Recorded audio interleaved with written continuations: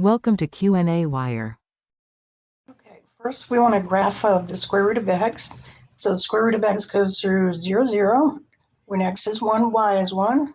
When x is 4, y is 2. So it looks like this. And so it says now use that graph to get the graph of square root of 6 minus x. All right, I have to work on it a little bit. I have to first make it minus x plus 6. Then I have to factor the minus sign out.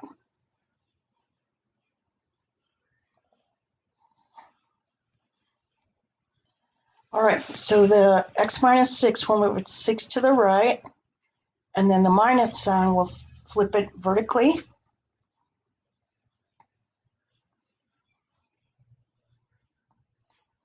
Across the y-axis. Okay, 1, 2, 3, 4, 5, 6. So it would look like that.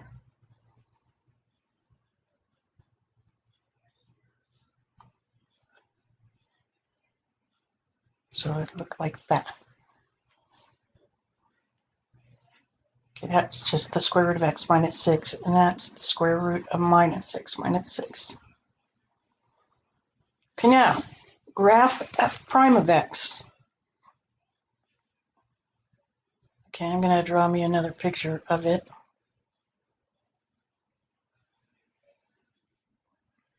One, 2, 3, 4, 5, 6. Goes through over 1, up 1, over 4, up 2.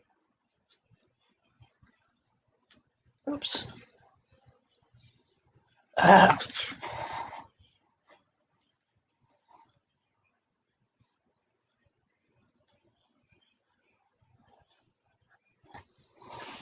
Okay, so to graph the derivative, all you have to do is look at the slopes of the tangent lines and make some guesses. So we'll make this one 1, 2, 3, 4, 5, 6, 7, 8, 9, 10.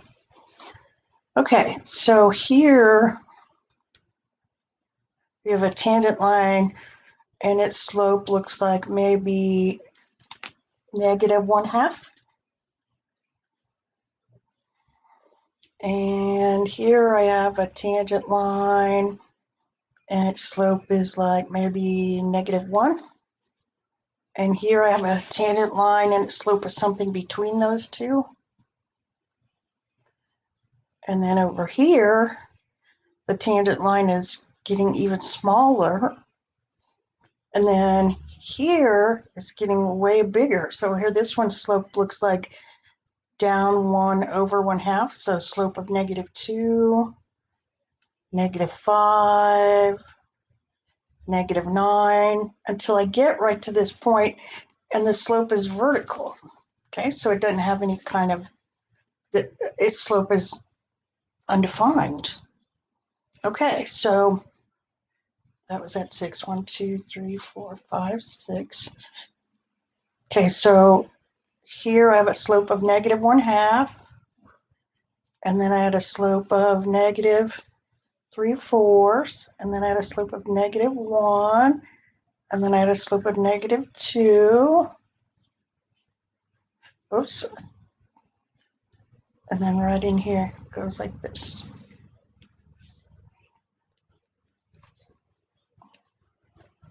All right, so I say that's the derivative. And this one is pointing down because it's going to negative infinity right there. All right, next it says find the derivative using the limit. Okay, so f prime of x is the limit as h goes to 0, square root of 6 minus x plus h, minus the square root of 6 minus 8, x all over h. Now if you plug h equals 0 in here, you get 0 over 0, which tells us we have some algebra to do. But there's just a trick, and the trick is to multiply the top and bottom by the conjugate of the top. Conjugate means the same exact stuff except for different sign. Again, don't forget to multiply by it on the bottom too.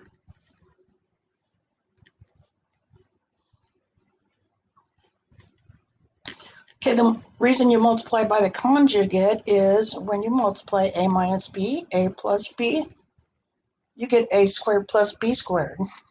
No, you don't. You get a squared, you get minus, and you get b squared. No square roots, which is what we're trying to get. So you get 6 minus x plus h. Okay, not squared because I have the square root and I squared it. Minus parentheses 6 minus x over h. Don't really multiply on the bottom, just leave it like it is.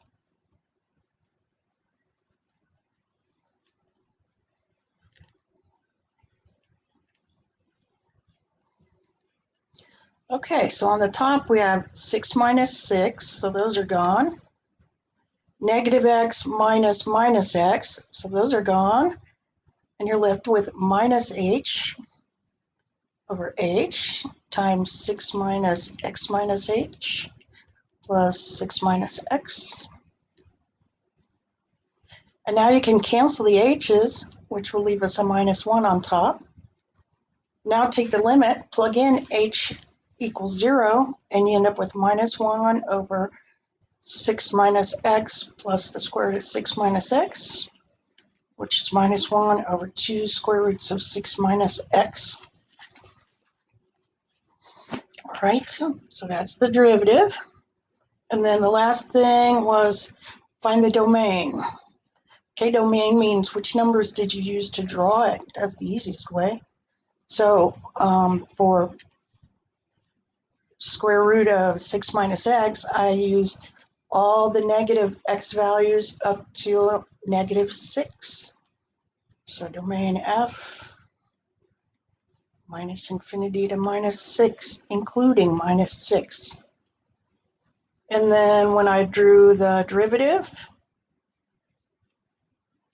I used all the same numbers except for minus 6. Okay.